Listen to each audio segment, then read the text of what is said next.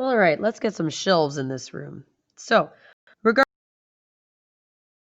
regardless of shelves or video game shelves or manga collection shelves, I don't care what it is. Whether they are mounted on the wall or mounted on the floor, okay, you still have the same kind of idea of trying to make it look like a 3D space with like extra shelves on it, and that can be kind of tricky, especially with this negative space involved in a lot of them. So I am going to figure out where I'm going to put it in this space because it looks like my bed, my desk, and my dresser are taking up a lot of space, but I might be able to squeeze it in this bottom corner. So I'm going to slide my paper a little bit so you can see that a little bit more central-like. And so here's my reference image of my shelf. Nice little simple shelf, 3 levels. Let's go and do this. So first thing I need to do, as with anything else, is number 1, figure out where I'm going to put it. Well, I figured out I'm going to put it over here. Number 2, how big is it?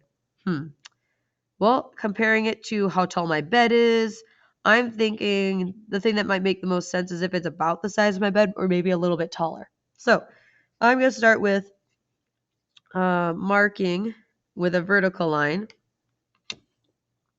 the edge of it. And I think there's just like a little space between the foot of my bed and my shelf. You know, just in case I want to jump on my bed without knocking over my bookshelf. So I'm going to be creating a vertical line from this orthogonal right here. This orthogonal, remember, that's the divider between the wall and the floor that we had at the very beginning of this drawing. It goes all the way to the vanishing point. So I want to start right there. So I know that my shelf is going right up into the corner. And I'm going to make my bookshelf just a little bit taller. There we go. That'll be nice. Okay, erase this extra line from my bed that I'm not going to need. Okay, good thing I drew that nice and light earlier. Now, from this point, I need to figure out how big my shelf is. And that's really narrow, okay? It's probably narrower than my dresser that's way over here. So I want to make sure I don't want to make it as wide as my dresser. So to finish that, I'm going to be using some horizontal lines and vertical lines. So I'm going to start with how wide I want it first. And I think right here is pretty good. So got it lined up on the edge of my page, vertical line all the way down, and I can't, I want to make sure I want to go past where this bottom edge is to make sure I have plenty of line in there. And then finishing it up by using some horizontal lines. I'm using horizontals and not orthogonals at the moment because this is marking an object that is flat with the floor, but it's not coming towards me, okay?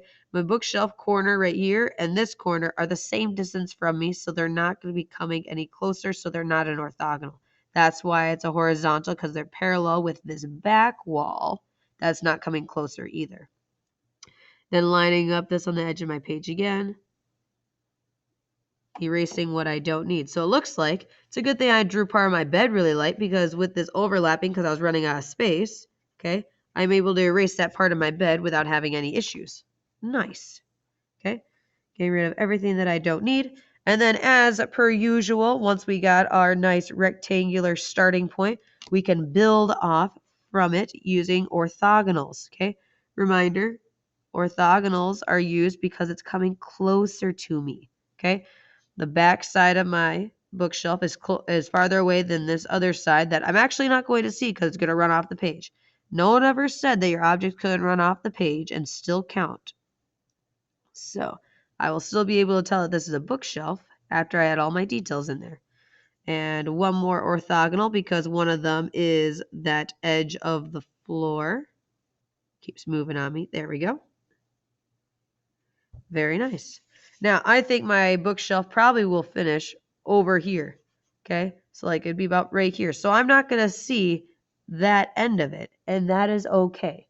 I'm just imagining that it keeps going there. Now, I'm not going to get rid of either of these lines quite yet, okay? I don't think I'm quite ready, but I can get rid of the one on top because I know I can't see through the top of my shelf. Now, my shelf is made out of wood and not made out of paper, so it's probably not going to be paper thin like a line. See how there's a little space right here between it and the edge? There's a little bit of space, okay? That's the thickness of that wood there. And it's even thicker on the bottom because they have a little panel in the front. So I want to try to recreate that in my drawing. So using a vertical line across this edge, I can create that space.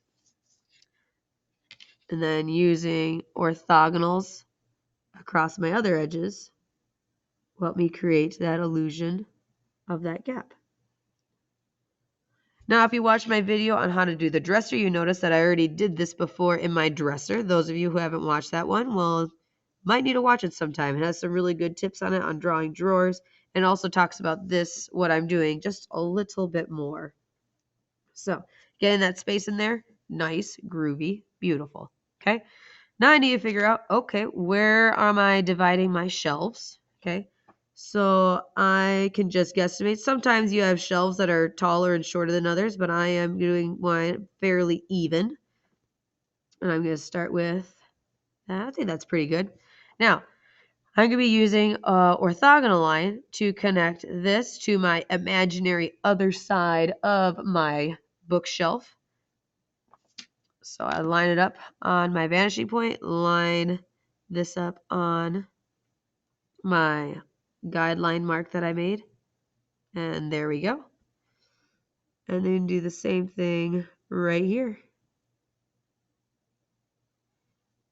Now, just as with this outside edge board, notice how there's some thickness to my shells. So I'm just going to go back and add some orthogonal lines that add some thickness to those shells so they will actually be able to hold books instead of feathers, because that's important to me, and to making this look more realistic. Nice. All right.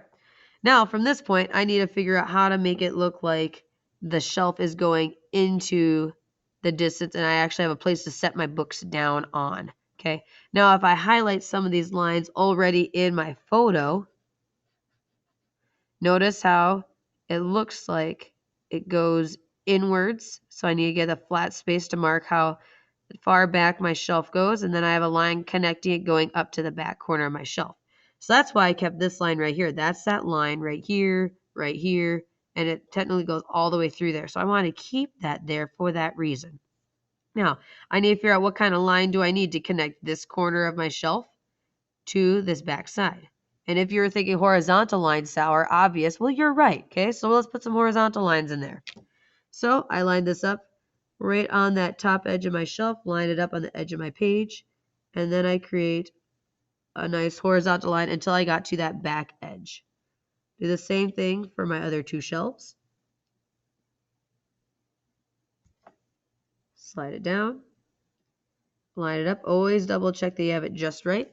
Okay, and then the last thing I need to do is figure out my orthogonal that I'm going to need. Now I erased this orthogonal that was already there because it lined up right there, and that's not my corner. I want it lined up at my corner. That's what's really important. So I take my triangle, I line it up in that back corner, and then I can finish that top part, but the back side of my shelf. All the way back.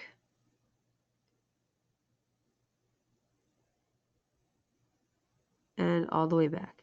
Now I do understand you'll probably like put some stuff in the shelves, like I'm gonna put all these books and stuff on here, sour, blah blah blah blah blah. Okay, yeah, still do the construction lines, because if you don't have this construction right, you're not gonna be able to put things on the shelves so it makes sense. Such as books, you will probably use vertical lines to add the books, so it'd be going kind of like this, vertical lines. I'd actually be using my triangle. I'm just giving you an example. And then I'd be using horizontal lines to mark, like if I saw the edge of my book, kind of like these, horizontal lines, so I know that that ends. So I kind of see it like this, and I see the top edge of my book. That's going to be a horizontal line with orthogonals for the start and stops for my books, okay? Making really, really, really, really skinny prisms like here, okay? So using perspective can also help adding things that are more blocky, kind of like books, okay? Otherwise, like if I wanted to add the stuff that's in my picture on here, that I can just draw it as it is, okay? But in short, that is how you can get your nice negative space in here. Now, if you watch my video on the desk, you might remember that I had a desk that had some negative space as well, okay? This kind of thing is exactly the same as what we did here on the shelves, except for I would stop it to stop it right here. I'd have thicker versus my nice little thin thicknesses here. And then I draw it so I'd be able to see through that back side. So I draw something like this so I could see through the back. Okay, so that's just other details that you can add to make it look like whatever it is in your photo. And if you have questions, please ask. Whether it's me, a friend that seems to get it really well, or consult your friendly YouTube videos. Okay, some of them might not go in quite as much detail to certain things as mine. They are very generic, but please check them out all the same. So that's how you draw a shelf. I hope this is really helpful for all of you guys, whether you're drawing a shelf or drawing some negative space in a desk or some other objects in your room. Happy drawing!